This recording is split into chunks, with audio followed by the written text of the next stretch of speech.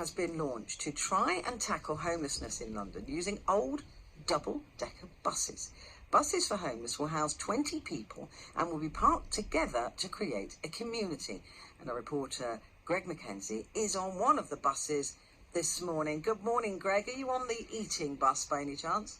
No, the eating bus, that's still being painted just behind me. But there's 4 buses here in Croydon, Petrie, and I'm on one of them. That's the sleeping bus. So I've had a little walk around, and it's basically been kitted out. Upstairs is full of single beds. So I've laid in one. Very comfortable. They've had donations from people like Laura Ashley, and lots of other people in the community have been donating to really renovate these buses to create a safe haven, if you like, for some of London's homeless people. And with me now is Dan Atkins. He's the founder of Buses for Homeless. So Dan, how did this idea even come about, and where did you get these buses from? Yeah, so I've been building buses and coaches for the last 5 years, and one day I discovered a friend of mine who was sleeping rough under a coach, and that literally broke my heart. So later that day, him and I went out.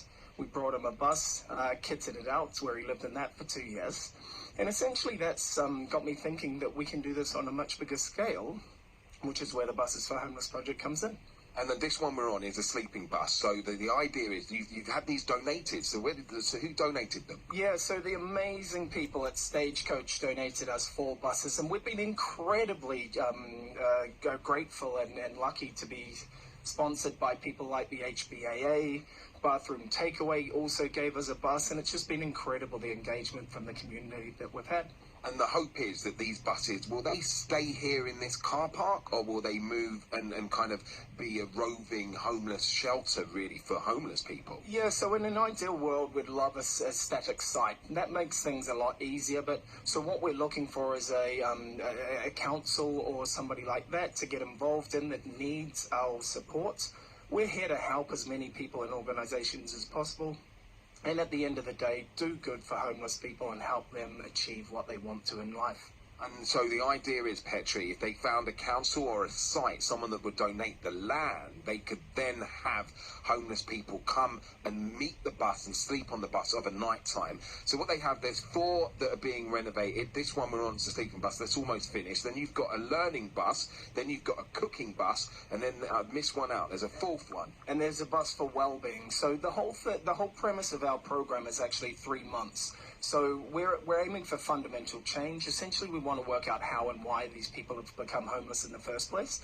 Now, most people wrongly assume that drugs and alcohol are the leading causes. However, they're a coping mechanism for life on the streets, but more so the inner demons. So the first month, we're looking at really helping them identify and overcome those.